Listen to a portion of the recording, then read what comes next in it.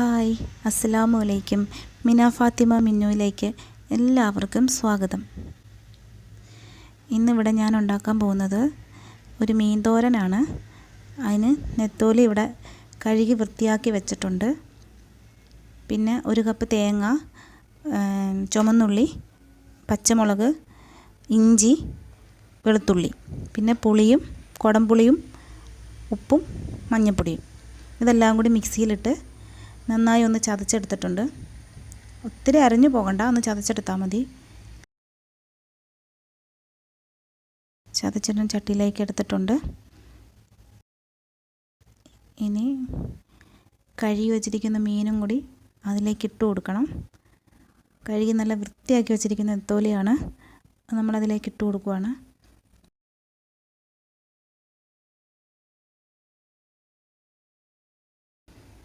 ഇട്ട് കൊടുത്തിട്ടുണ്ട്. ഇനി അത് നല്ലപോലെ ഒന്ന് മിക്സ് ചെയ്യണം.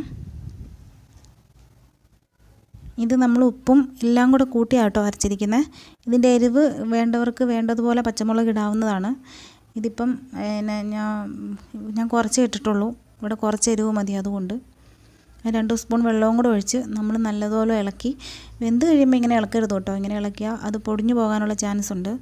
അതുകൊണ്ട് വേകുന്നതിന് മുമ്പ് നമുക്കിങ്ങനെ ഒന്ന് ഇളക്കി നല്ലപോലെ യോജിപ്പിച്ചതിന് ശേഷം കുടംപുളിയും കൂടി ഇട്ട് കൊടുക്കാം. ഇട്ടൊന്നും കൂടെ ഇളക്കി കൊടുക്കുക. അപ്പം മഞ്ഞൾപ്പൊടി കളറ് കുറവാണെന്ന് തോന്നിയത് കൊണ്ട് ഞാൻ ഒരു ശകലം മഞ്ഞൾപ്പൊടിയും കൂടി ഇട്ട് കൊടുത്തിട്ടുണ്ട്. ആയിട്ട് ഒന്നും കൂടെ നന്നായിട്ട് ഇളക്കിയതിന് ശേഷം ഞാനത് ഗ്യാസ് കത്തിച്ച് അടുപ്പിലിട്ട് വയ്ക്കുവാണ്. ഗ്യാസ് കത്തിക്കുവാണ്. ഇനി ഇത് അടുപ്പിലിരുന്ന് വേകട്ടെ.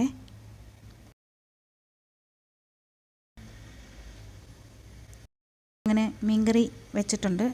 അവിടെ മീൻകറി ഇരുന്ന് വേകുമ്പം ഒരു പഴംപോളിയും കൂടെ പൊരിക്കാമെന്നാണ് ഞാൻ കരുതുന്നത്. അങ്ങനെ ഞാൻ പഴമെടുത്ത് മുറിച്ച് തൊലിയൊക്കെ കളഞ്ഞ് ഞാൻ മുറിച്ച് വെച്ചിട്ടുണ്ട്, കട്ട് ചെയ്ത് വെച്ചിട്ടുണ്ട്.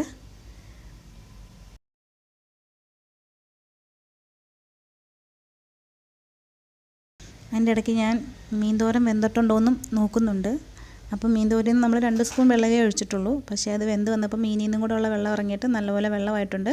അപ്പോൾ ഇതിൻ്റെ ഇടയ്ക്ക് ഞാൻ ഈ പഴംപോളി ഉണ്ടാക്കുന്നതിൻ്റെ മിക്സ് ഞാൻ വീഡിയോയിൽ എനിക്കത് കിട്ടിയില്ല. അതെന്താണെന്ന് വെച്ചാൽ അറിയില്ല എന്താ കിട്ടാഞ്ഞെന്ന്. ഇനി ഞാനതെന്താ അത് എടുത്ത് കുഴച്ചതെന്നുള്ളത് കാണിച്ചു തരാം. ഞാനത് മൈദയും എള്ളും ഒരു നുള്ളുപ്പും 2 സ്പൂൺ പഞ്ചസാരയും എല്ലാം കൂടെ മിക്സ് ചെയ്ത് കുഴച്ചതാണ് അതിൻ്റെ ബാറ്റർ. മീൻ തോരൻ ഇങ്ങനെ വെന്തുകൊണ്ടിരിക്കുവാണ്. അതിൻ്റെ ഇടയ്ക്ക് ഞാൻ ഇപ്പുറത്തെ ഗ്യാസ് അടുപ്പ് കത്തിച്ച് ഞാൻ പഴം പൊരിക്കാനുള്ള തയ്യാറെടുപ്പിലാണ്. അപ്പം ഞാനതിങ്ങനെ പറയുവാണ്, ഇന്നതൊക്കെയാണ് ചേർത്ത് എൻ്റെ ഇത് വിട്ടുപോയി എന്നുള്ളത് ഞാൻ ഒന്നും കൂടെ പറയുമായിരുന്നു, ഇതെന്തൊക്കെയാണ് ചേർത്തെന്നുള്ളത്. അങ്ങനെ എണ്ണ ചൂടായിട്ടുണ്ട്. അതിലേക്ക് ഓരോ മുറിച്ച് വെച്ചിരിക്കുന്ന പഴങ്ങളും ആ മിക്സിയിൽ മുക്കി നമ്മൾ എണ്ണയിലോട്ടിട്ട് കൊടുക്കുകയാണ്. അങ്ങനെ നമ്മളിട്ട് കൊടുക്കുകയാണ്.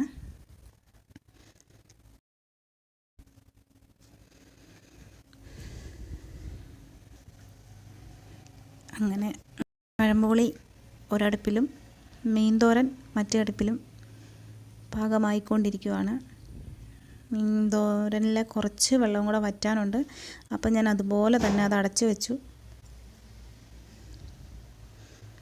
പഴംപോളിയും അങ്ങനെ മൊരിഞ്ഞു വരുവാണ്.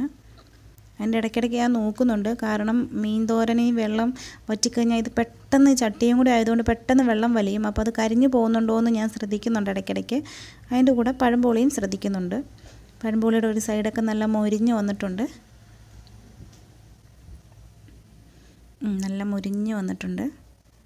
ഒന്നും കൂടി ഞാൻ തിരിച്ചിട്ടെല്ലാം കൊടുക്കുവാണ്. തിരിച്ചും മറിച്ചൊക്കെ ഇട്ട് കൊടുത്ത് മൊരിക്കുവാണ്.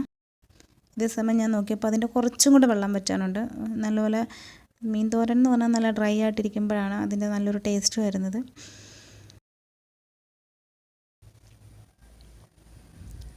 അങ്ങനെ മീൻ തോരൻ റെഡി ആയിട്ടുണ്ട്. മീൻ തോരൻ്റെ വെള്ളമെല്ലാം വറ്റി നല്ല സെറ്റായിട്ടുണ്ട്. അപ്പോൾ ഇവിടെ പഴംപൊളി ആ ഒപ്പം തന്നെ റെഡി ആയിട്ടുണ്ട്. അപ്പം ഞാനങ്ങനെ കണ്ണാപ്പയിൽ ഇങ്ങനെ കോരി എടുക്കുവാണ്. കോരിയെടുക്കുവാണ്. ശരിയായിട്ടുണ്ട്. അങ്ങനെ നല്ല ചൂടുള്ള പഴംപൊളി ഇവിടെ റെഡി ആയിക്കഴിഞ്ഞു. നല്ല ചൂട് മീൻതോരനും പഴംപൊളി എന്താ ഉണ്ടാക്കിയെന്ന് വെച്ചാൽ ഞാനൊരു 4 മണി സമയത്താണ് ഇതെടുക്കുന്നത്. അപ്പോൾ ആ കൂടെ ഞാൻ പഴംപൊളി വെറുതെ 4 മണിക്ക് ചായക്ക് വേണ്ടി ഉണ്ടാക്കിയെന്നേ ഉള്ളൂ. പഴംപൊളി പിന്നെ വൈകുന്നേരം എന്തെങ്കിലും നമ്മളിങ്ങനെ ഉണ്ടാക്കുന്നത് ഞാനത് എടുത്തിട്ടെന്നേ ഉള്ളൂ. പിന്നെ അതുപോലെ തന്നെ മീൻതോരൻ രാത്രിത്തേക്ക് വേണ്ടി ഞാൻ ഉണ്ടാക്കിയതാണ്. അപ്പം ഞാനിത് രണ്ടും കൂടെ വീഡിയോ എടുത്തപ്പോൾ എന്നാൽ ഞാൻ വിചാരിച്ച് രണ്ടും കൂടെ ഇട്ടേക്കാമെന്ന് കരുതിയിട്ട് ഞാൻ എടുത്തതാണ്. അങ്ങനെ പഴംപൊളി റെഡി ആയിട്ടുണ്ട്. അങ്ങനെ നമ്മുടെ പഴംപൊളിയും മീൻതോരനും ഇവിടെ റെഡി ആയിട്ടുണ്ട്. ഇന്നത്തെ റെസിപ്പി ഇത്രയേ ഉള്ളൂ. ഇനി മറ്റൊരു റെസിപ്പിയോടെ ഇൻഷാ അല്ലാഹ് അടുത്ത ദിവസം കാണാം. എല്ലാവരും ലൈക്ക് ചെയ്യുക, ഷെയർ ചെയ്യുക, സബ്സ്ക്രൈബ് ചെയ്യുക. അപ്പം താങ്ക്സ് ഫോർ വാച്ചിങ്.